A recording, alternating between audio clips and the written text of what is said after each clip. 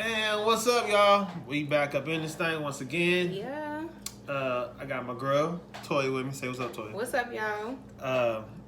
This is sort of like a part two from last week. Last week we were talking to our white brothers and sisters, and this week we're talking to your ass, straight up.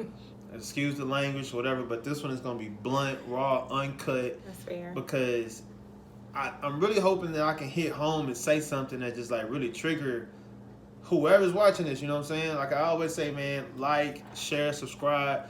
And it ain't about no numbers. It ain't because I want a bunch of views or whatever the case may be.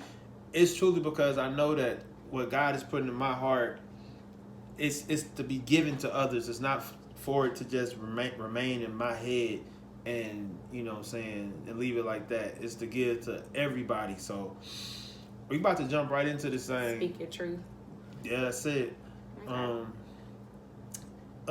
Any hot topics, anything new or off the top of the wall? I know I kind of threw you off when you practice that. But anything since last week that's like beaming? I did want to, and I think this can kind of tie into a later topic, or we can just jump into it now.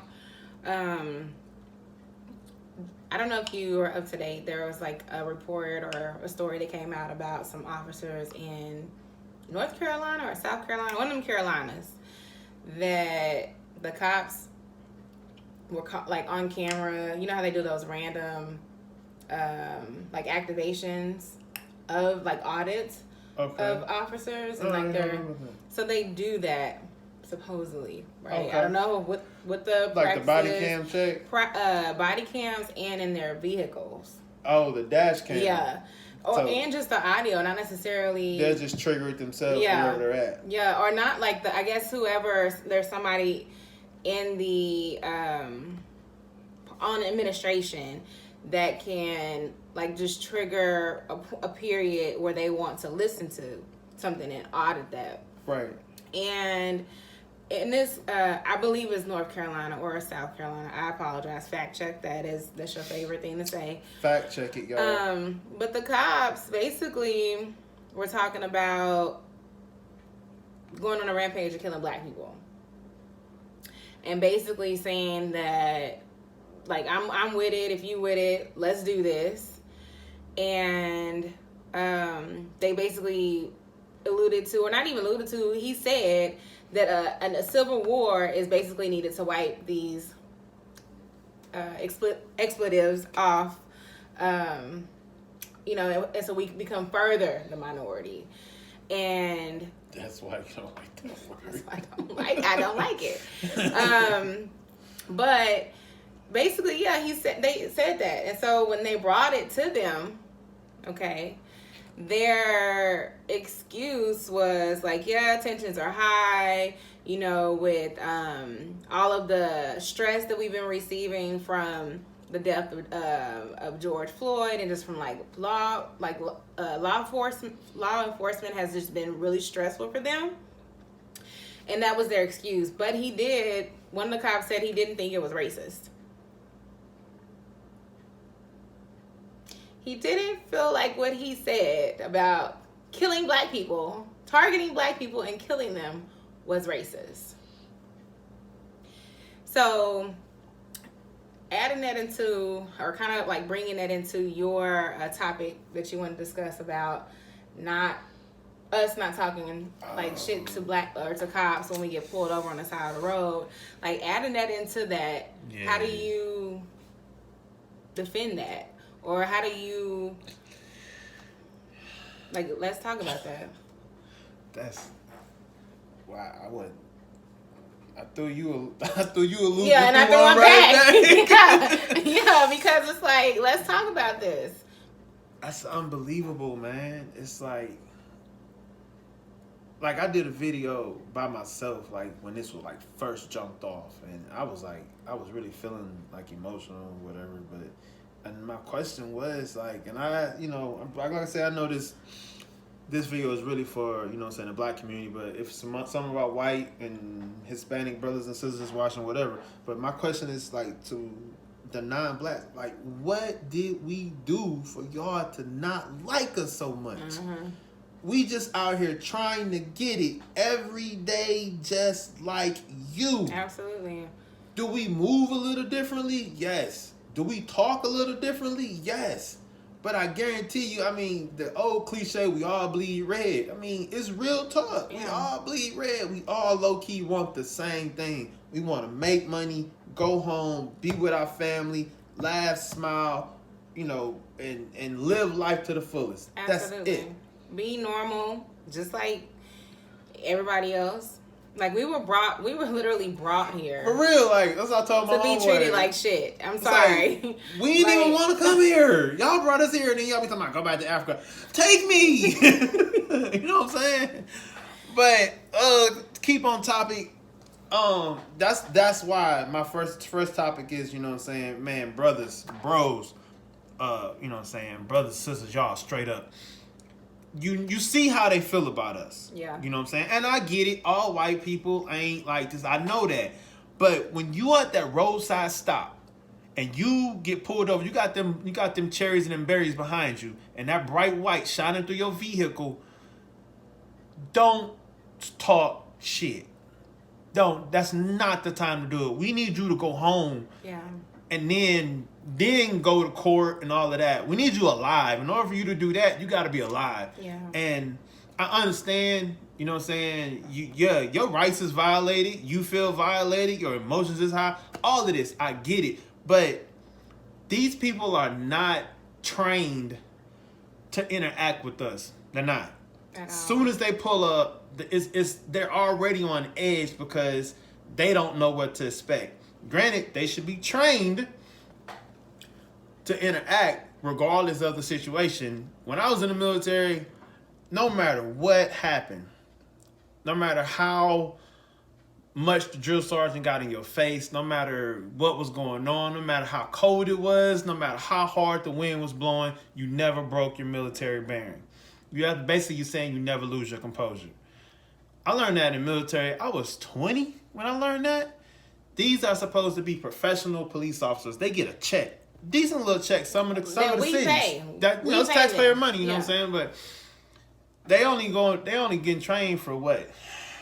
Like a month. 6. It's not that much. It's like not that long. It's like 8 to 12 weeks or something like that. Certain police academies. I know like state troopers are a little longer, but the municipalities, their training isn't that long. And so they really like I said, they're not getting the training on how to interact with people. And it's obvious, y'all. We see it. All of these different stops, all the different situations. Like I saw one right before I came over here.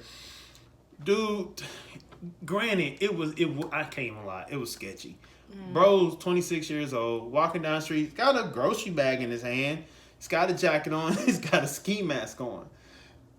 But Buddy had anemia, so he was always cold. Yeah. So he had a ski mask on. Somebody called and reported a suspicious character. Aurora, Colorado. That's what, yeah. Mm-hmm. So I get it. Cops roll up. And dude, he's 26 years old. No, he's only 23. Okay. Even younger. Even younger. He's 20, yeah. But my point is this, though. If that was me, I already would have knew I don't need to be walking down the street with a hoodie on because I'm aware of my blackness. The younger generation, because they have been raised in such a melting pot, which is great. Right. They're not so much more aware of their blackness. So when they come into these situations, they see a police officer and them. Yeah. That's it. Yeah, they don't see, I'm a black person.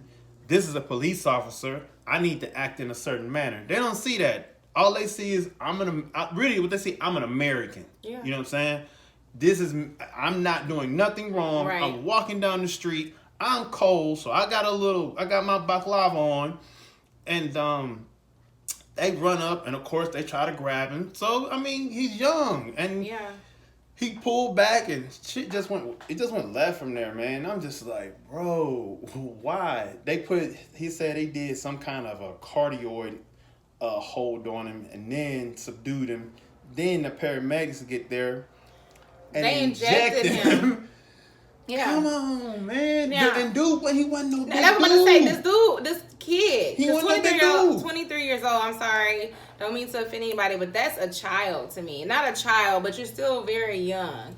and he wasn't a big dude, very small. And I seen a video that his family had actually released of like just some family thing where they were like surprising him for his birthday.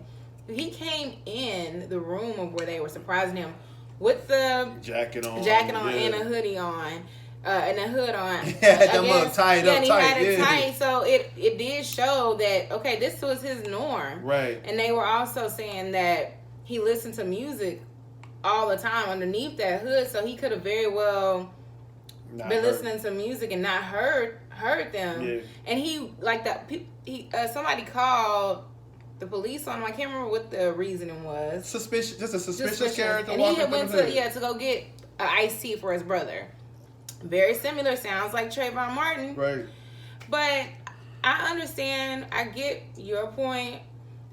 But what do you say to people that, or to the officers, what do you say to the officers that really have that intention, like the officers that I mentioned prior to? Like, they can roll up behind, they can pull us over with intention to harm, to kill, to make sure that we don't go home that night. Right. And so it's kind of like, me personally, I know when I don't like somebody to just take my right away. I don't like for somebody, when I'm not bothering anybody, I'm somebody who I feel like I don't bother somebody unless they bother me. I won't disrespect you unless you disrespect me. I get that.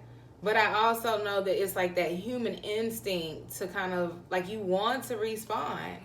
And it's that point of, like, muzzling ourselves or having a conversation and we may not go home. It's really what we are choosing. That's where we at right now, fortunately. Yeah. I mean, that is the corner we are backed into right now is if you get pulled over, you know what I'm saying, your best bet is yes, sir, no, sir. Yeah.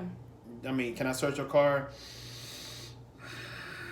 Yes, sir. Yeah. You know what I'm saying? That's it. Because that, I know my rights. Any kind of escalation from us, it gives them a reason. Escalation, it's going to escalate them. And unfortunately, at this moment in time, there are no laws that protect us. Yeah. Police have too much power, period, They do. point blank. Because the first thing that they do is they detain you. I mean, there's nothing against the law from a policeman pulling you over, taking you out of your car, and putting you in handcuffs. Right. There is nothing against the law. At nothing. all. That's sad. And it's actually really sad, too, because police don't really have any involvement in the actual laws themselves.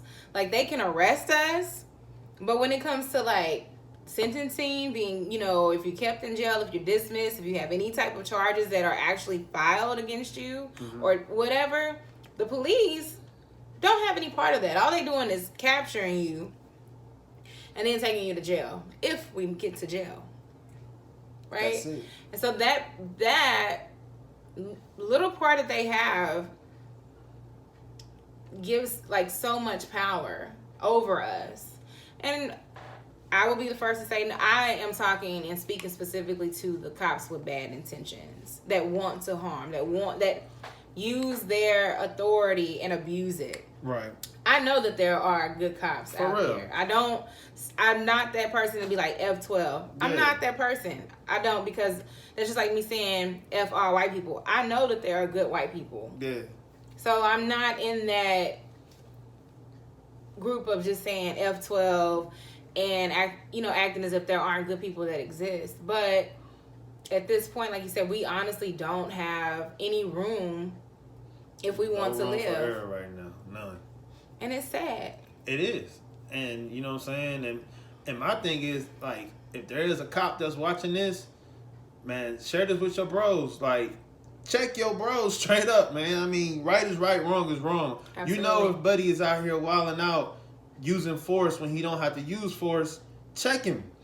I mean, if you saying something to him ain't helping him, then, hey, you got to take it up the chain of command, because that's the same thing that you want us to do to our brothers and sisters out here in the street that's wilding out. You know what I'm saying? True. You want us to intersect. Hold them accountable. And so therefore you don't have to try to hold them accountable. It's the same thing with us. Yeah. You know, it's the same thing with y'all.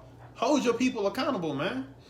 But to us, that's watching this, like I said, I'm pleading with y'all, man.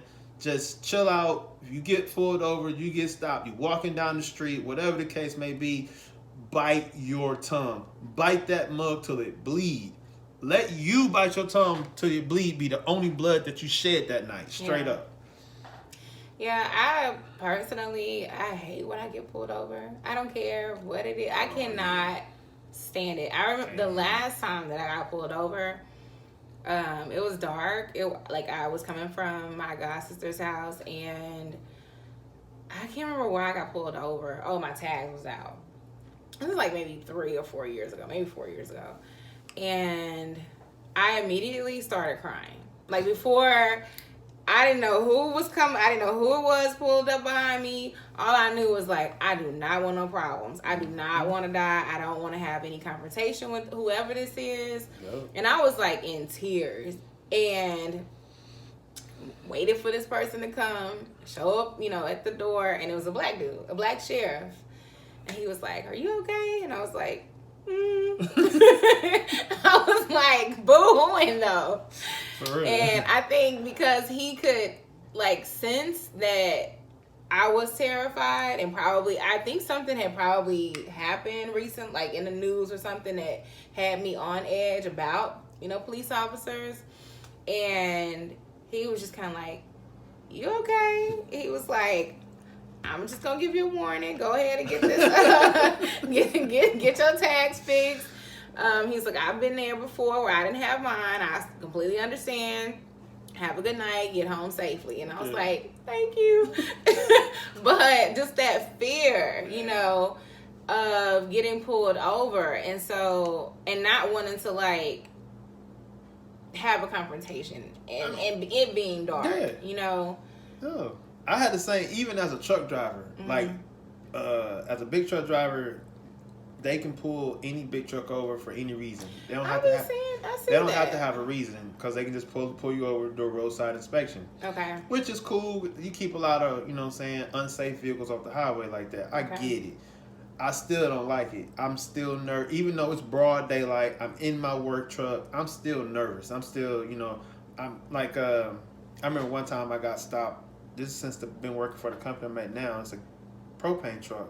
On the back, there are valves. Well, when you're traveling, the valves need to be closed. Mm-hmm. Well, this valve on my truck is actually designed backwards. When the valve is open, it looks like it's closed. When the valve is closed, it actually looks like it's open. Got you. So the valve is in this closed position, and he pulls up, and a lot of the times we get stopped by state troopers. Okay. Well, here in Austin, a lot of the municipalities, they have trained. Like okay. They train. We'll roll with it. Yeah, they train their some of their officers in DOT regulations. There we go. And I wasn't about to argue with this dude, you know what I'm saying? Because I could just tell he was like one of them, I know it all, you can't tell me. But I know that the valve is it's actually closed. Yeah.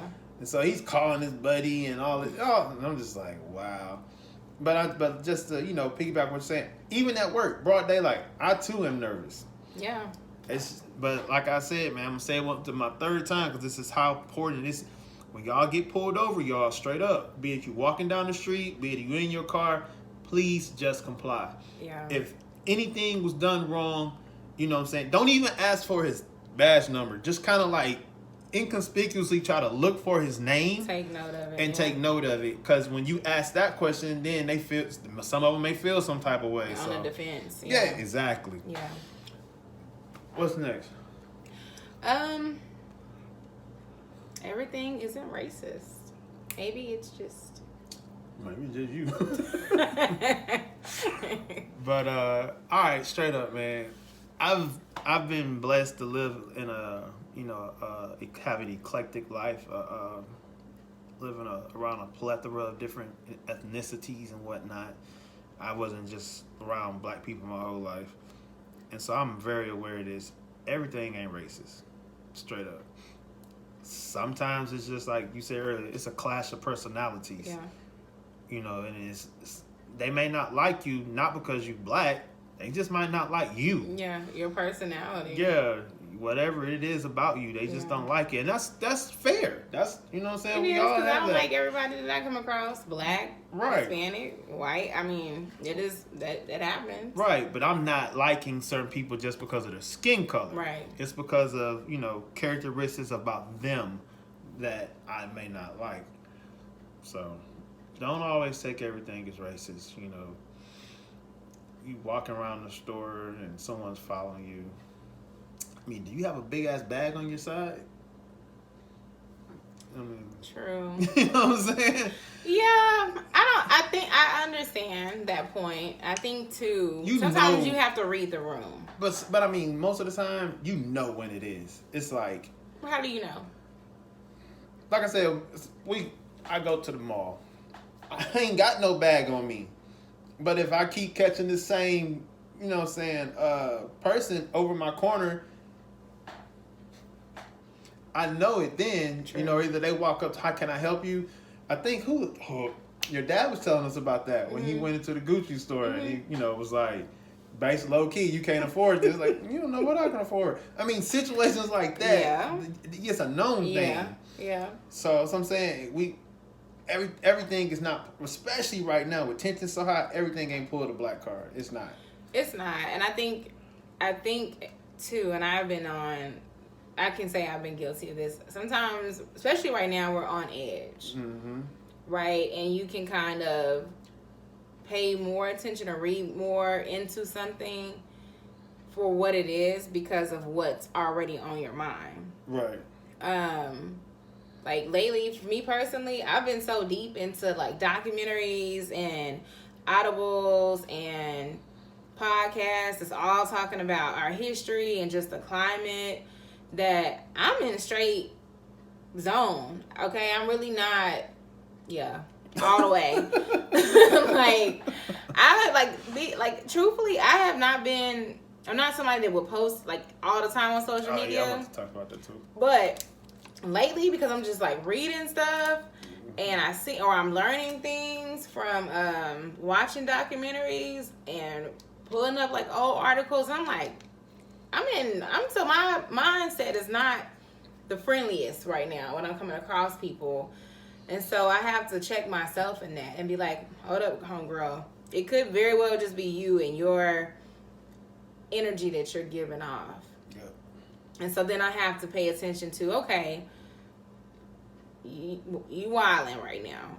Still. And so I think it's just sometimes let's give people the benefit of the doubt. Let's not always assume that you're being this way towards me because I'm black.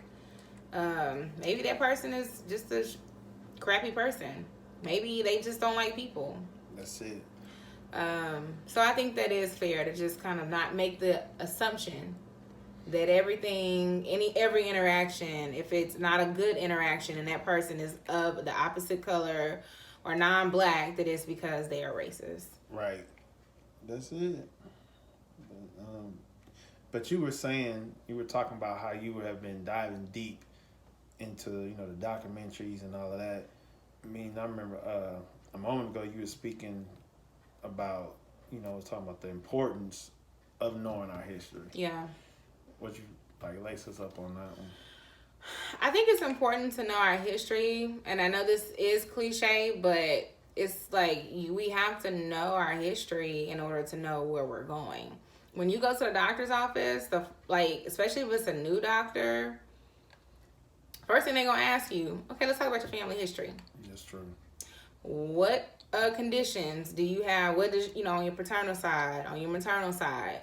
There is a reason for that, because in order for the doctor to be aware of how to treat you, to lay out a specific plan of treatment, plan of care for you, they have to know what's in your history, what's in your bloodline. How can we, in 2020, make progress past what happened from when civil rights movement started, or all the different things that happened in the 60s or whatever, even in the 90s? How can we make any additional progress from what they did if we don't know where we came from. Right. Right. Yeah. And also, it's important to note the things that are repeating themselves. Right. Because, like, yeah, especially when you have so many people with the rebuttals, you know, it's just so much negative rebuttals against the movement, you know, and it's saying things bad about the past and whatnot. To know that we're still here now because they tried it and tried and tried it and it didn't work. And so you're like, well, why y'all marching? But right, we've been marching and right. y'all ain't been listening. Right. So we're gonna keep marching until you listen, or whatever it is. So yeah, I understand that. But marching and protesting has worked. Like when, was it LBJ signed? Like, yeah, it was LBJ when he had just signed the Voting Rights Act. Right? That was with marching. That was with protest. Oh yeah, that was the bus boycott, wasn't it? It was something. I think that was the bus boycott. That was like a year. They did that for like a year, and then I came in to vote. I think that was. Fact check it. Please do. But in that in itself, that was that it may not have been an instantaneous thing. It took a lot of sit-ins. It took a lot of phone calls. It took a lot of building trust and relationships with certain people for those things to come into fruition. But it happened. Yeah. Another thing, though, to consider, it's not even just about the things that we need to do when we look at our history, but also just to take note of how government officials, FBI, politicians will still find ways to flip things when it comes to matters of fighting for equality. Specifically, right now you have politicians, Rudy Giuliani, or he's not even a politician, I think he's a lawyer. He's a lawyer.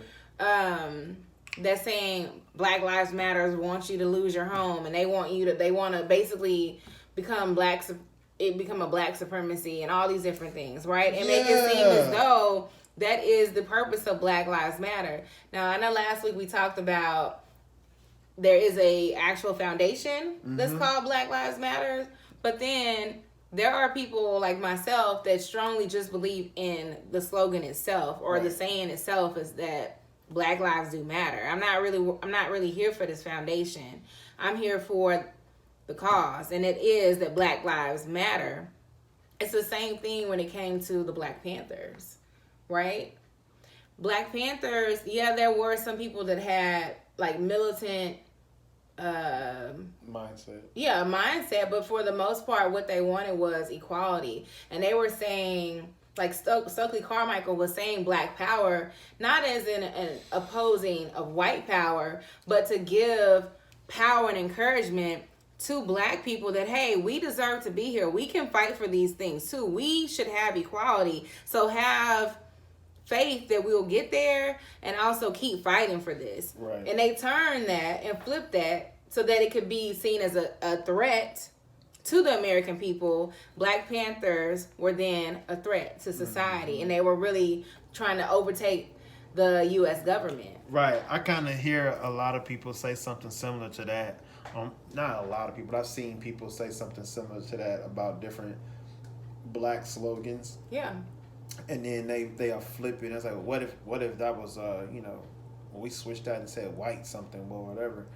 And like with white power, unfortunately, that is been tainted by the Ku Klux Klan, right, or the Aryan Nation, or whichever one of these far right groups it is. Right? Yeah, it's far right groups. Mm-hmm. So, and we a lot of people try to play that tit for tat game. It's not tit for tat. It's not. It's not tit for tat. I mean, you got to take each thing and examine it for what it is and see the context of it. Right. So like, because, when we say Black power, we ain't saying, bros rise up, we about to run up here and take over. No, it ain't. We just let's pull ourselves up together. Let's do this and let's get to where we Right. need to be. You know what I'm Right. saying? And we really shouldn't, like, in the midst of me saying this, we really shouldn't even have to say it in the context that I'm speaking of, because you know, we're saying let's get ourselves together, let's get to where we need to be to show them that we're capable. We shouldn't have to show nothing. We shouldn't. You know what I'm saying? We shouldn't. We should be able to just live our lives just like they, just like other people do. Mm-hmm. This is where we at, though. This is what we got served. You know, you can't send it back to the chef. This is what you got to eat. So we got to deal with this. And that's what it is, man. It's just like, it's got to take a whole bunch of understanding, a whole bunch of wisdom and patience, and just education. Like, I got a homie, he's like, man, we just got to educate. And he right. We do. We got to talk to the younger generation. We got to talk to the old heads that's old and set in their ways. You know, so... But that's what I mean when I say knowing our history, because there are things in the last month that I did not know, or people that I heard of this person, but I didn't really know in depth of their role in Black culture, right? Or the things that they stood for, or how much they really did fight and to move the needle for us. So if we don't know our history, I can't pass that over to my niece. Right. I can't teach you, or not teach you, but I can't educate me. Educate you on something if I don't know it. And when we were in school, we didn't learn those things. We learned about the same people all the time and the same,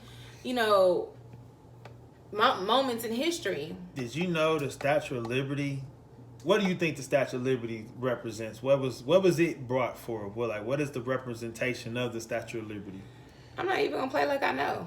All I know is that it's in New York. That's all I know. Right. A lot of people, when they see the Statue of Liberty, it's like a representation of liberty and freedom, right, of the immigrants and whatnot. Right. You know what I'm saying? Yes. No, yes. It was for the slaves. I'm sorry? Yes. Google it. No. Break it down for me a little bit. I can't remember. I read it like a week ago. Okay. But because I had heard that the Statue of Liberty, I'm off camera, I heard the Statue of Liberty was actually a Black woman. That it was a depiction of a Black woman. And it actually is. It is a depiction of an Ethiopian woman. Really? Yes. Yes. And it's like, what's crazy is a lot of this stuff that I've been Googling, I done kind of skimmed through it over, like when internet first popped off. I'm that old. But it really wasn't there. Now it's like, boom, right there. Yeah. It's like, we really don't have a reason not to be able to learn about things at this point. Right. And some of the history, they have actually, I won't say changed it, but they have, like we were talking about something last episode, but when I went and searched for it, I used to get a different answer than what I get now. Was it about... It was something to do with the Confederate flag. I think it was about the Civil War. Yeah, Civil War. Yeah. When I used to search about the Civil War, probably like 6 years ago, they more talked about the economic side of it, rather than just coming out saying that it was because they didn't, the South wanted to keep slavery. Right. But yeah, the information is there, man. So like she say, educate yourselves. It's just knowledge, and it will help you. Really will help you understand what's going on, and how you were saying, like you go back and you look and you see how the government agencies are operating and doing things, and you, like I said, you start to see the big picture. Absolutely. You start to see the big picture, and I'm gonna go into something like you said you don't like this word, but when you start to see this big picture, you'll start to recognize and know, saying that we are not the mass. We're not the most. We are outnumbered. We're outnumbered. We are the minority. Yeah. And that's not a bad thing. It's just a fact. That's what it is. It's just a fact. We are the minority. So you got to kind of keep that at the forefront of your thoughts when you get to thinking about some of the different ways to try to go about creating the change that we want. We need people that are our allies. Right. Because we can't do that by ourselves. Right. Exactly. And that goes into, like I said, we don't want segregation. We're not trying to alienate white people. Right. We're not trying to alienate any other race and just be, all blacks. I mean, if we rise, if we can make another Black Wall Street, hey, that's great. But, me personally, I just don't think that should be the focus. I don't think it should be the focus, but I do think that we should have more things rooted in the world, in the world, and financial, to be able to have financial gains, things that Black people can't own. Yes, I feel that, and it not just be a Black Wall Street, right? If y'all don't know where Black Wall Street is, my bad to cut you off. Some okay. people might not know. It was a city in. Was it even? It was a Greenwood. Yeah, Greenwood. It was an area in Tulsa, Oklahoma. Mm-hmm. It was a flourishing place back in 1940s.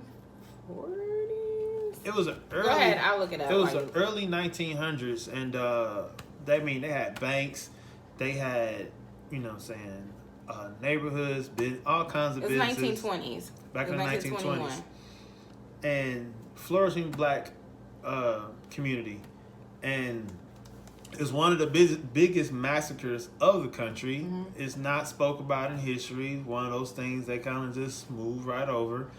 And it's coming to light now with all of the racial tensions. Right. But they looted it and they rioted it. The white people did. So that's why you hear a lot of people talk about, we learned it from y'all. Right. Legit, we did. Mm-hmm. They burned down a whole Black community. I mean, displaced, thousands of families, killed thousands of people, and so intently that they actually bombed it with airplanes. And so if you want to go to, you got the people, the All Lives Matter people, y'all actually bombed other Americans flat out. Right. So, right. You all... It was an act of terrorism in our own country. Right. And nothing was done. It was swept under the rug. It was, that's it. And so, that's kind of what fuels a lot of, Black people's frustration and anger about the racial tensions that we have. But get back on topic, just educate yourselves and just pass that information on down. Yeah, I think in addition to that, knowledge is power. What can I do in my everyday to make changes or to be about the change? To be a part of the change if I don't know. And our history is also today.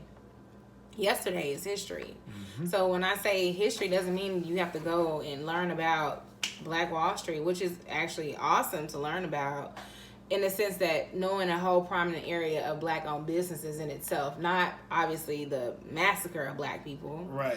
But just knowing that we have done this, we can do this, right? It can be done again. We can stand and hopefully remain standing and not be sought out and killed, right? Yeah. But just knowing from day to day what's going on in the world is also knowing our history. I know a lot of times I was somebody that I used to be like, I'm not watching that because it makes me mad when I watch it. Oh, same way. Or, it makes me cry. And it's still, I'm not going to front. It still upsets me when I watch things. Like, I just watched LA 92. It was about the riots in LA. Oh, yeah, you told me you watched that, yeah. And it was very devastating because what I did not know, I know this is kind of like deviating a little bit, but I thought that the riots in LA was solely about Rodney King, but it wasn't. The LA community, LAPD had a continuous reputation from the mid 80s into early 90s, and it was just that tension continuously adding. It was like snowballing, right? Well, right before Rodney King, the beating of Rodney King, and then the not guilty verdict of that, there was a young 15-year-old black girl. Her name was Latasha Harlan. She was killed in a convenience store in Los Angeles by a Korean woman who assumed that she was trying to steal. She had money. The videotape and everything shows that she had money in her hand. The owner of this convenience store was Korean. They had like a confrontation because she was basically accusing her for stealing, and they were having like a tussle over the counter. The black girl, she turned away to walk off. The lady took out a gun and shot in the back of her head and killed her. Dang. Okay, killed this child. Obviously the lady gets arrested, goes to trial, and is convicted of 12 years, right? She's found guilty. But there was a judge, a white female judge, who overturned that decision of the lady being convicted. She said, and I am, of course, paraphrasing, basically that she knows a killer and a criminal when she sees one. And she knows how to be able to tell if someone is a threat to society. She didn't feel like this lady was a threat to society, and overturned the conviction. And that lady served community service and paid a small fine. This happened. I believe you. This happened to a 15-year-old in LA. And so that in itself was like mind opening for me, because it's like, okay, so yeah, Rodney King was enough. Don't get me wrong. Right. But everything that happened, the onslaught of burning things down in LA, the riots, and the people that attacked white people that came through South Central LA.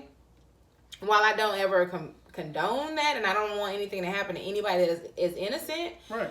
It was warranted for them people, because I forgot who said this was a quote, but the anger and the burning of these things are the cries of people that feel unheard. Oh yeah, I've seen that quote numerous times over the past weeks. And so that in itself made me think, you know what? If Corona wasn't out here in real,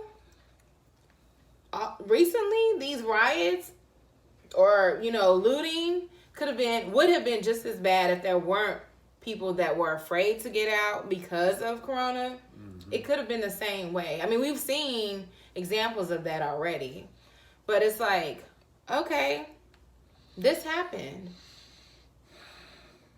It's sad. That's all I can say.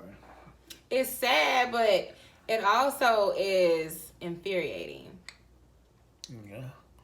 And it makes me personally want to do everything that I can, including sitting here talking to you, to use our voices, to amplify our voices, to be about change, however that can come about. I'm not going to stop talking about it. Right. I get it. Believe me, I understand. Like, I mean, I'm like low-key tired of talking about it, but I understand we cannot stop talking about it. Right. Because I'm pretty sure people, saying some of y'all watching this, y'all probably seen my timeline just like switch from just like, jokes and Jesus posts and all that to a lot of racial and a lot of controversial stuff. Right. And like I was telling a friend of mine today, they was like, man, I'm just kind of fed up with a lot of things right now. I'm like, shit, low key, this is your time to say your piece. I mean, everything is out there on the table right now. You got people that don't want to wear with the corona. You got people that don't want to wear masks. You got people that want to wear masks. You got this racial tension. The riots, the movement. Saying every other day somebody's getting killed by cops. All of this. Speak your piece. Yeah. Straight up. Yeah. And that's just where I'm at right now. And I know a lot of the stuff that I post, I'm not posting that stuff saying that this is you. Talking to the now. I'm not saying that this is how you get down. What I'm saying is, this is what I have to think about and I have to see each and every day. This is what's going on in my mind. Yeah. You know what I'm saying? This is how, because I asked my homies the other day, I got a homie live in Houston and his brother lives in Dallas, and This is my best bro going through high school. And I asked him, I was like, say, bro, when are you, and I'm going to ask you, this question is for you too. Okay. When are you, it's kind of a, I don't know I forgot how I worded it, but are you ever aware of your blackness? And when are you not aware of your blackness? I'm aware of my blackness when I'm in an all white space. Mm-hmm. And it's not necessarily that I'm like somebody has done anything to me, but it's just like when if you go to like a party, mm-hmm. right? And you want to know somebody there at the party. You want to know somebody that at least looks familiar to you, because it's like, okay, I can kind of like breathe a little bit because so-and-so is here. Mm-hmm.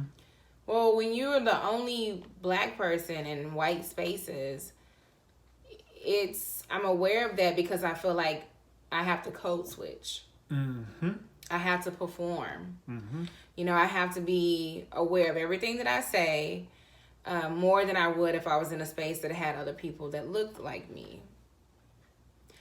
When I'm not aware of it is when I'm with people that look like me, or people that know that I'm black, but I can talk to them about everything. We can talk about things. It's not necessarily a safe space, but a brave space. Okay, I like that word.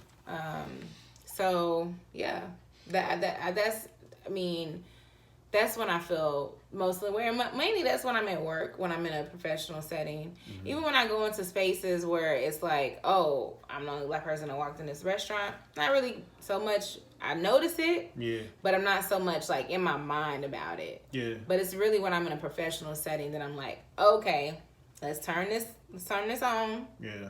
Let's get through this moment. What about you? All the time, like.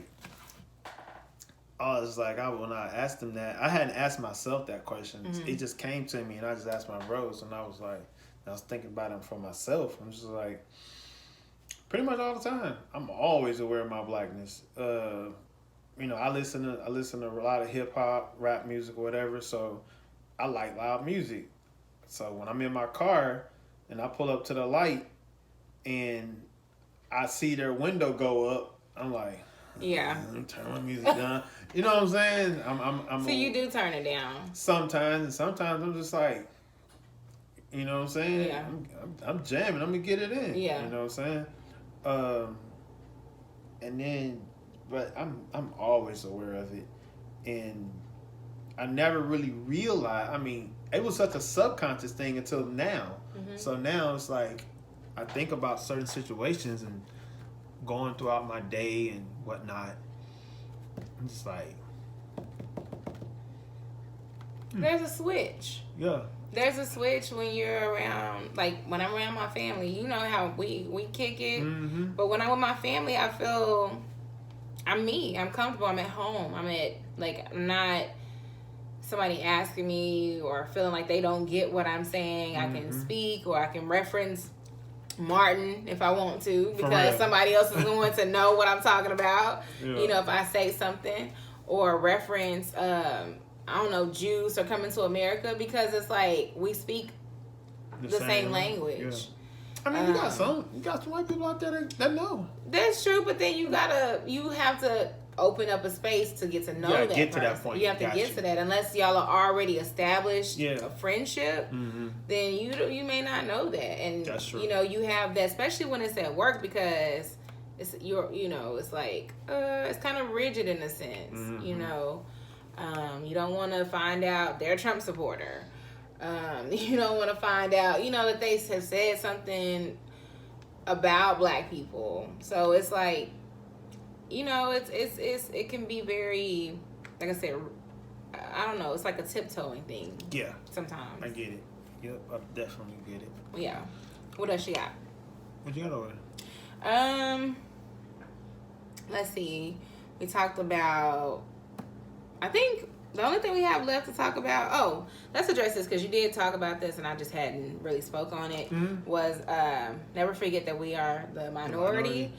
And the only thing that I wanted to add to that was I want to get away from using the word minority. Like, I understand what it means, like, as far as when we're talking about population of the world.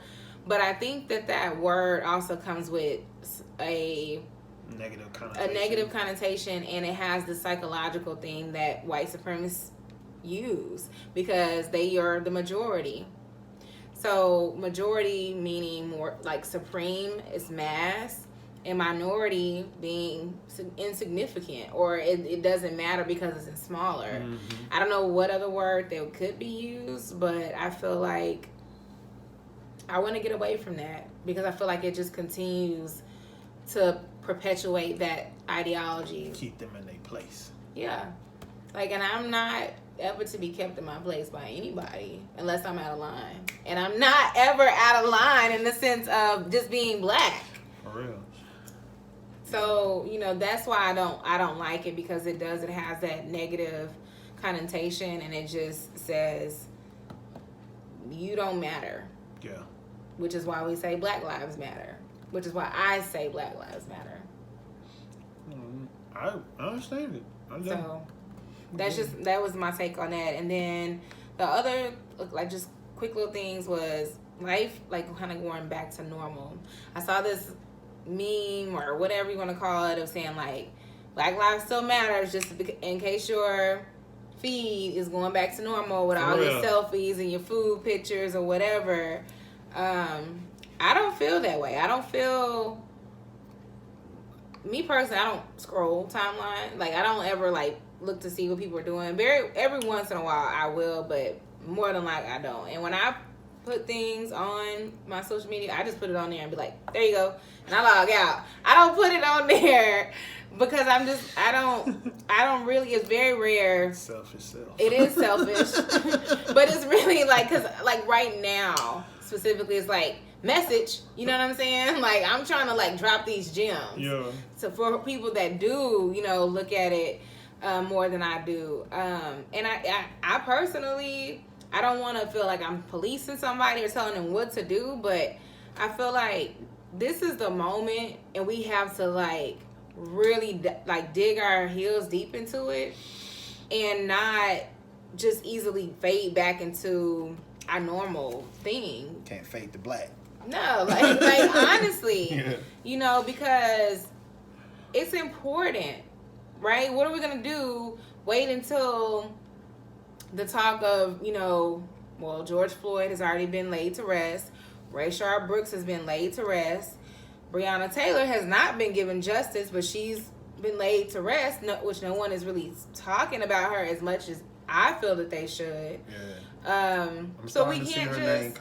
You were seeing it come more. I'm starting to see her name come more. And if you pay attention, if you make it a point to seek this knowledge that's out there, like hearing what her mom said about how they basically tried to make it seem like when they contacted her to let her know that her daughter had been killed was kind of like, do you know of anybody who would be looking to hurt her, as if they didn't kill her?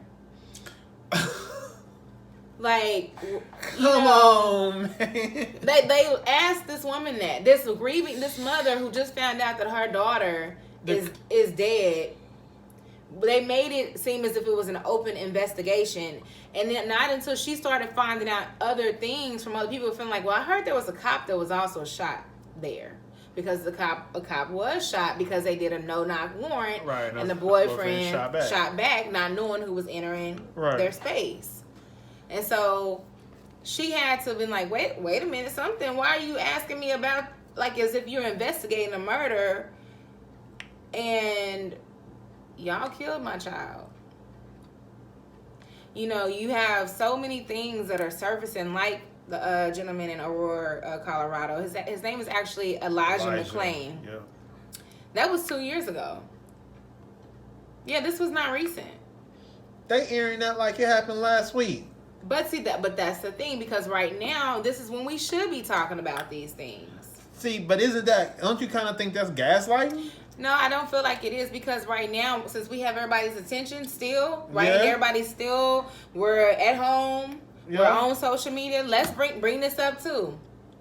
It is a lot to keep up with. It is a lot to like fight for and sign these petitions for. But at the same time, These if it was people me, haven't had. If it was your brother, your yeah, if sister, it was me, it was somebody in my family. I don't look. I am not somebody who's going to, like I said, I started crying when a police officer pulled me over. So if somebody would tell you she got out the car and started swinging or whatever, that's a lie. Because I don't want to have a confrontation.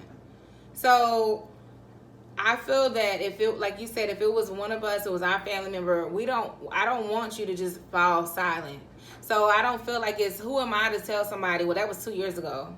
Dang, that's right. That was their family. That was that gentleman lived to be 23 years old. That was 23 years of that mom had with her child. How do we tell her that was 2 years ago? So let that ride. No. You're right. Cause like I said, I see, certain individuals on my timeline, or I see people in the comment sections of other posts and stuff, and they were like, all this stuff is coming up. That's older gaslighting and blah blah blah.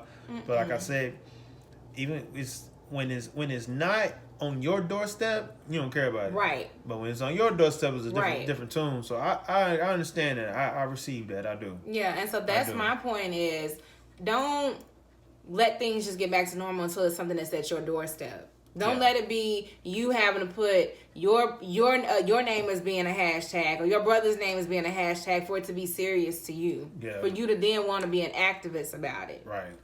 Because right now is the time, before it becomes you, before it becomes your brother or your sister, for you to be an activist, for you to use your platform, use your voice. Yeah. And to be an activist doesn't mean that you're going out and protesting. It just means that you're standing up for an injustice. Yeah. That's what it means. It means that whether it is signing a petition, you know how many petitions I done signed, and I'm like, oh, I don't want to read this, but I read it. It be long too, bro. It do. It does. It is long. But at the end of the day, if somebody's life was taken and it was unjust, what is me taking out 5 minutes of my day to read about it and sign a petition? Right. Because, like, again, if it was me affected by it, sign my petition. Sign my, family member's petition. Because it's real. That's it. I mean, I get it. It's love your neighbor, you know what I'm saying? Do unto others as you want others to do unto you. So, absolutely. You know what I'm saying? And one thing, I'm going to jump off of that. This one just jumped in my head, and it's very important, bro. Y'all young bros out there, man, I know y'all out there trying to hustle and grind, get it how you live, but y'all gotta quit killing each other, straight up. Yeah. We need y'all. Yeah, for sure. You know what I'm saying? I understand times is hard, money is tight. You know what I'm saying? I understand that society has brainwashed y'all to think that, you know what I'm saying, you gotta ride big 24s and big Gucci belt, diamond chain, and all of that. I get it. You know what I'm saying? It look good. It really do. I ain't gonna lie. I wanted that one at one point, But it's a fast life, and it's a fast life straight to the grave. And 9 times out of 10, you're going to get taken out at the hands of one of your own. You know what I'm saying?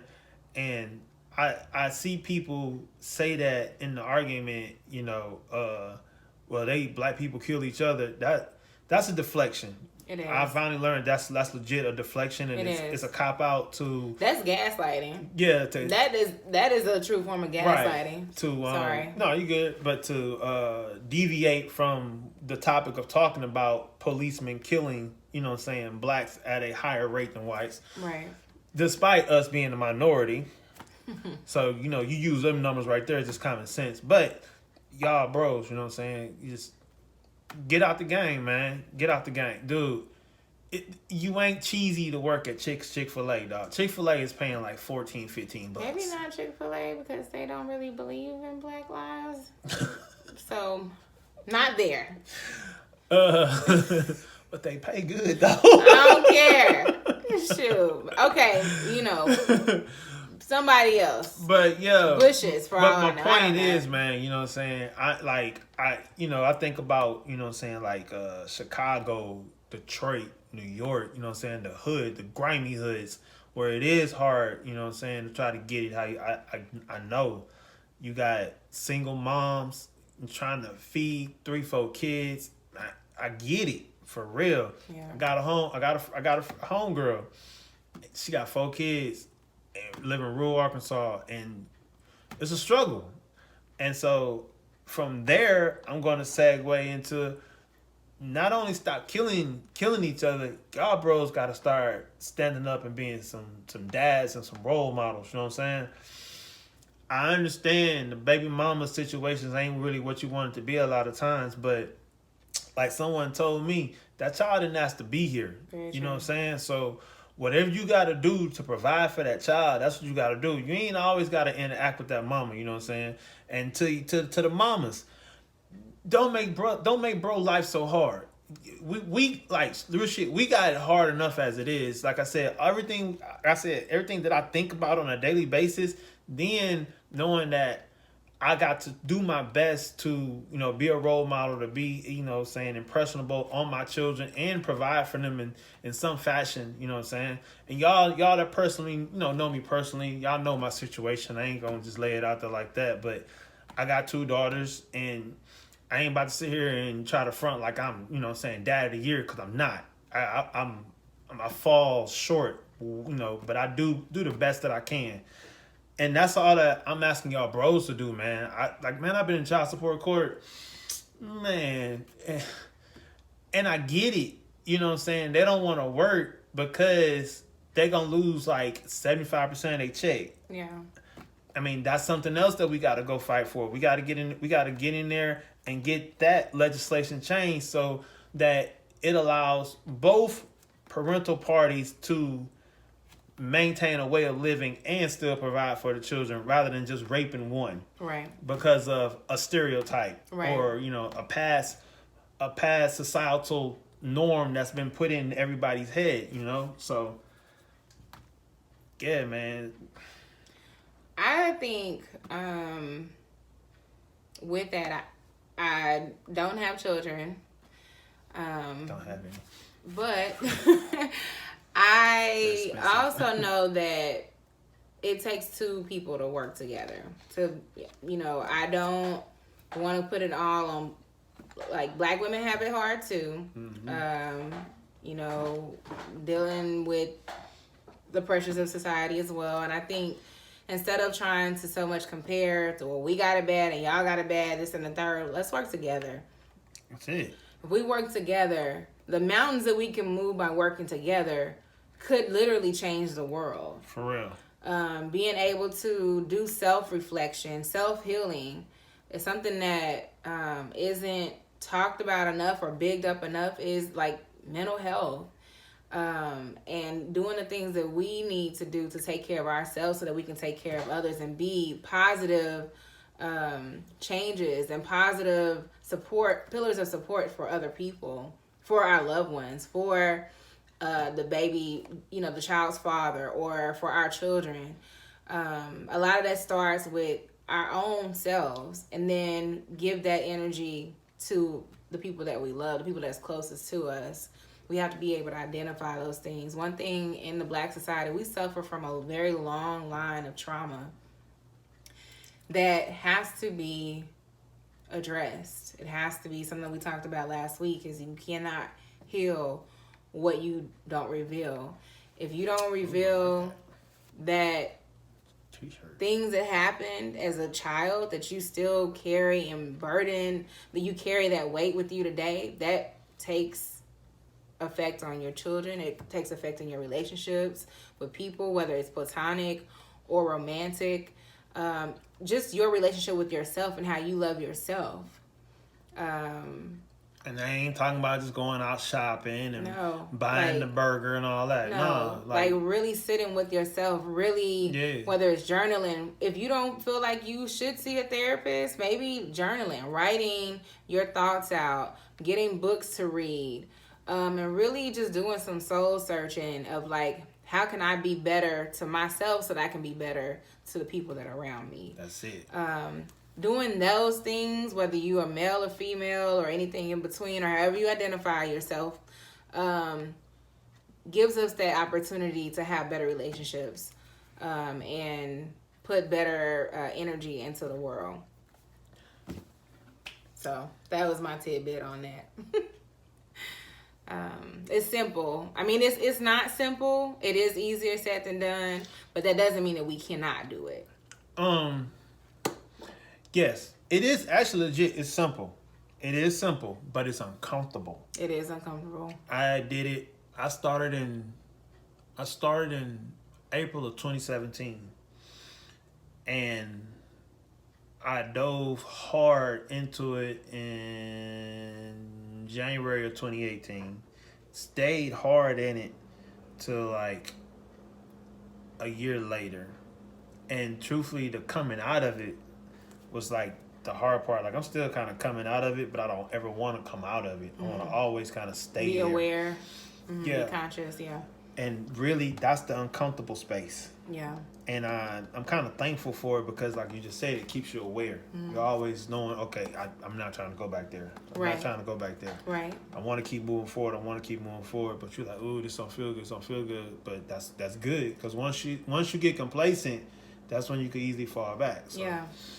And you know what I'm saying? I always offer I don't even call them services. I should be charging because I do be talking to people. And man, I be coming up with, I be lacing them up, bro. Like, I need to charge you for this.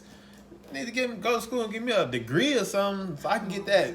What is it, like $125 an hour? $120? Yeah, I mean, it depends. It may be steeper than that depending on how many degrees you have. And man, shoot. I can sit there and listen and tell you what you did wrong. It's easy. But that's really it, man. That's all I got. I appreciate y'all for listening. For sure. So we're gonna wrap this one up and try to. I don't know what I'm gonna do with my channel. I don't know. I'm just gonna go week by week, whatever comes up. But don't ever forget, Jesus still on the throne, straight up. Amen. Plug my homie. Lace me up with this nice little I saw that. Stay Lit shirt. Okay. Okay. Oh, pick the back. Oh, jeez. I love that. Okay.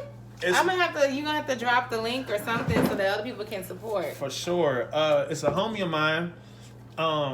He's out of Georgetown. He's got a Christian radio station, Christian hip hop radio. Okay. 106.7 Light FM. They air on Sundays. I think it's at 7:00.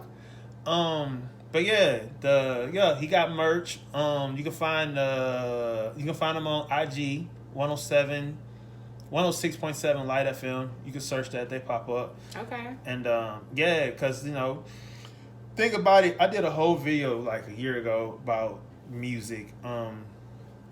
But we just try to, I used to listen to nothing but Christian hip hop.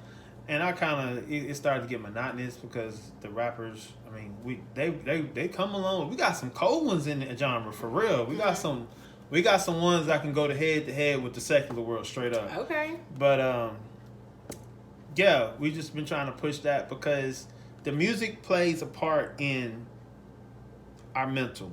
Absolutely, it does. It goes, what goes in your eyes, goes in your ears, actually goes into your soul. And so if every day people, you done heard it, the little kid, he was playing video games and he ended up being a serial killer. I ain't saying that's why he did it, but it does play a part.